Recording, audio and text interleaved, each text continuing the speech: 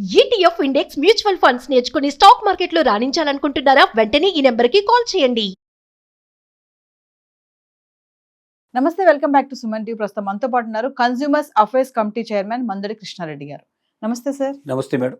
Sir, air India విమాన ప్రమాద బాధితులు ఎవరైతే ఉన్నారో మరి వీళ్ళకి ఇన్సూరెన్స్ అనేది క్లెయిమ్ చేసుకుంటారా సార్? ఉంటుందా ఇన్సూరెన్స్ అసలు? మామూలుగా ఇప్పుడు వాళ్ళకి ఎక్స్గ్రెషియా కూడా ప్రకటించారని కూడా మనం వింటున్నాము. ఒకసారి ఇన్సూరెన్స్ గురించి మరి తెలియని వాళ్ళకి కూడా వివరాలు. ప్రయాణాల్లో ముఖ్యంగా విమానాలకి, రైల్వేస్ కూడా ఇన్సూరెన్స్ ఉంటుంది. చాలామందికి ఈ విషయం తెలియదు. మనం విమానంలో ప్రయాణం చేసి లేదా రైల్వేలో ప్రయాణం చేసినప్పుడు ఒకవేళ ఏదైనా యాక్సిడెంట్ అయి మరణం సంభవించినప్పుడు లేదా కాళ్ళు చేతులు పోగొట్టుకున్నప్పుడు అనివార్యంగా ఇన్సూరెన్స్ వస్తుంది. అంటే ప్రభుత్వాలే చేస్తాయి. ఆ టికెట్లోనే, మనం కొనే టికెట్లోనే ఆ డబ్బు కలిసి ఉంటుంది. ఆ ఇన్సూరెన్స్ అమౌంట్ను కూడా కలిపి టికెట్ రేటుగా నిర్ణయిస్తారు. కాబట్టి ఇది ప్రత్యేకంగా ఏదో మన మీద దయదలిచి వాళ్ళు ఇచ్చేటువంటిది కాదు. ఇది మనం కొనుక్కున్న టికెట్ లోపల ఆల్రెడీ ఇన్సూరెన్స్ డబ్బు కలిసి ఉంది కాబట్టి ఆ డబ్బు ఇన్సూరెన్స్ కంపెనీకి వెళ్ళిపోతుంది. కాబట్టి ఇన్సూరెన్స్ వాళ్ళు చనిపోయినప్పుడు దాని ఫిక్స్డ్గా ఉంటాయి. అంటే ఒక మనిషి చనిపోయినట్టయితే వాళ్ళకి ఇంత అమౌంట్, వాళ్ళు కాలు ఒకటి పోయినట్టయితే ఇంత, కాళ్ళు చేతులు రెండు పోయినట్టయితే ఇంత, రెండు కాళ్ళు రెండు చేతులు పోయినట్టయితే, అట్లా రకరకాలుగా దానికి సంబంధించిన కాంబినేషన్స్ ఉంటాయి. ఆ కాంబినేషన్ ప్రకారంగా పేమెంట్ జరుగుతుంది. ఇప్పుడు ఫ్లైట్లలో ప్రయాణం చేసే వాళ్ళు ఏదైనా ఫ్లైట్ క్రాష్ అయ్యి లేదా ఫ్లైట్ ఏదైనా అజాగ్రత్త వల్ల అది మరణం సంభవించినట్టయితే 1.4 crores, 1,40,00,000 రూపాయలు ఒక వ్యక్తికి ఇస్తారు.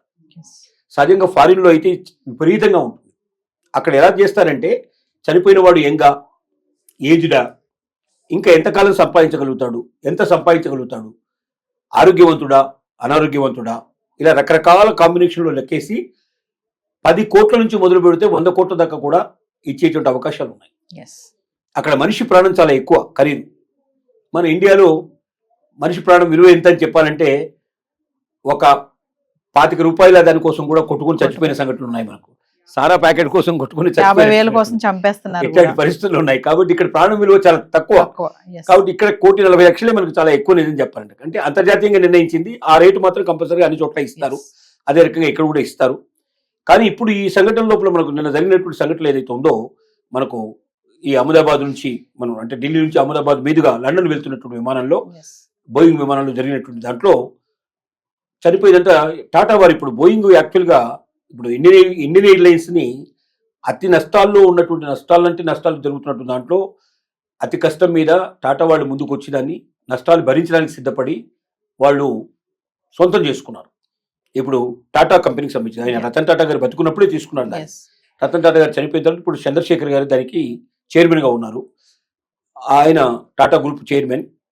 నిన్న ఆయన ప్రకటించింది ఏమిటంటే, ముందుగా దీంట్లో ప్రయాణం చేస్తున్న వారందరికీ అంటే 241 మంది టోటల్గా, 169 మంది భారతీయులు ఉన్నారు, 50 మందికి పైగా లండన్ వాళ్ళే ఉన్నారు, మొత్తం బ్రిటిష్ వాళ్ళే ఉన్నారు, 9 మంది కెనడాకు సంబంధించిన వాళ్ళు ఉన్నారు. ఇలా రకరకాల దేశాలకు సంబంధించిన వాళ్ళు అంతా కలిపి టోటల్ కంబైన్గా దీంట్లో క్రూతో కూడా అంటే విమానయాన సిబ్బందితో కూడా కలుపుకుంటే 242 మంది మొత్తం టోటల్గా ఉన్నారు. ఒకే ఒక్కడు బతికాడు. 241 మంది చనిపోయారు. ఈ 240 మందికి కూడా 41 మందికి కూడా ₹1,00,00,000 చొప్పున ఎక్స్గ్రేషియో టాటా సంస్థ ప్రకటించింది. అంటే ఇన్సూరెన్స్తో సంబంధం లేకుండా ఇచ్చింది. అది వేరు, ఇది వేరు, ఇది వేరుగా ఇచ్చింది. అలాగే ఎవరైతే డాక్టర్స్ చనిపోయారో వాళ్ళకు కూడా ₹1,00,00,000 చొప్పున ప్రకటించడం జరిగింది. ఇది కాకుండా ఇప్పుడు సెంట్రల్ గవర్నమెంట్ కొంత ప్రకటిస్తుంది, గుజరాత్ గవర్నమెంట్ కొంత ప్రకటించే అవకాశం ఉంది. ఇన్సూరెన్స్ కంపెనీ వాళ్ళు కూడా ఇచ్చేటువంటిది ఇస్తారు. ఇన్సూరెన్స్లో 2 రకాలు ఉన్నాయి. ఒకటి ఇన్సూరెన్సు విమానంలో కానీ లేకపోతే మనం రైళ్లలో కానీ ప్రయాణం చేసినప్పుడు మన టికెట్లో కలిపి ఉన్నటువంటి రేటు తక్కువ కొంత ఇన్సూరెన్స్ అమౌంట్ మనకు వస్తుంది. ఇది కాకుండా అదనంగా మనం కొన్ని ఇన్సూరెన్స్లు చేసుకోవచ్చు. ఇన్సూరెన్స్లు చేసుకోవడంలో ఒకటి, మన ఆరోగ్యం ఒకవేళ సడన్గా పాడైపోయినట్టయితే ఆ ప్రయాణ టైం లోపల ఆ ప్రయాణ ఖర్చులన్నీ అంటే ఆరోగ్య ఖర్చులన్నీ భరించేటట్టుగా ఇన్సూరెన్స్ చేసుకోవచ్చు. ట్రావెలింగ్ టైంలో ఏం జరిగినా అక్కడ ఆ విమానంలోనే ఏదైనా మనకు జరిగితే 10 లక్షల ఇన్సూరెన్సు, 20 లక్షల ఇన్సూరెన్స్, 50 లక్షల ఇన్సూరెన్స్, అట్లా మన ₹1,00,00,000 ఇన్సూరెన్స్ కూడా మనం చేసుకునే అవకాశం ఉంది.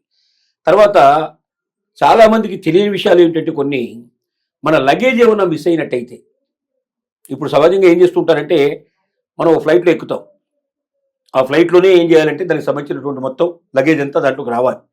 కానీ ఈ బెల్టులు నడిచేటువంటి సందర్భంగా, బెల్టుల మీద ప్రయాణం చేసే సందర్భం కానీ, కొన్ని చోట్ల దాన్ని చెక్ చేసే సమయంలో కానీ మారిపోతుంటాయి. దాని ట్యాగులు ఒక్కోసారి ఊడిపోతుంటాయి. ఒక ట్యాగ్ ఊడిపోతే అది ఏంటని తెలియదు.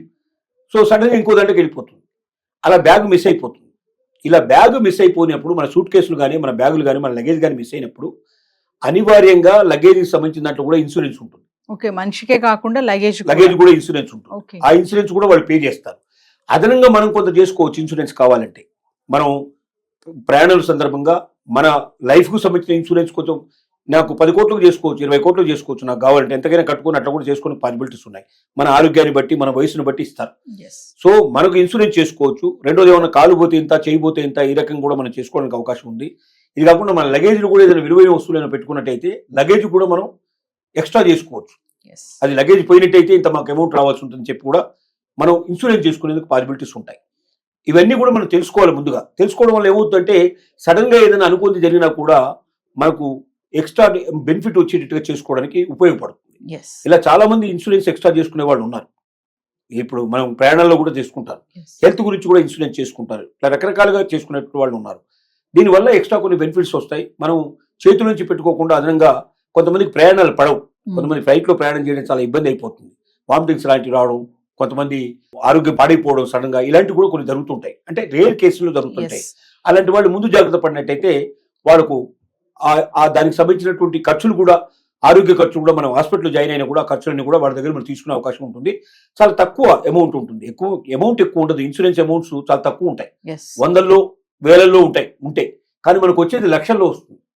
దాన్ని దృష్టిలో పెట్టుకుని చేసుకునే అవకాశాలు ఉంటాయి. అంటే సార్ ఇప్పుడు మామూలుగా ఇన్సూరెన్స్ అంటారు కదా, లైఫ్ ఇన్సూరెన్స్ అది వేరు, ఈ ఫ్లైట్ ఇన్సూరెన్స్ కూడా వేరు ఉంటుందా సార్? లైఫ్ ఇన్సూరెన్స్ మామూలుగా మనం చేసుకునేటైతుందో, చనిపోయినట్టయితే, యాక్సిడెంట్ లో చనిపోయినా, లేకపోతే ఇంకో రకంగా చనిపోయినా, అందులో కూడా ఫ్లైట్ లో ఒకటి పడిపోయినా, ఇంకో రకం పడిపోయినా ఆ డబ్బులు వస్తాయి మనకు.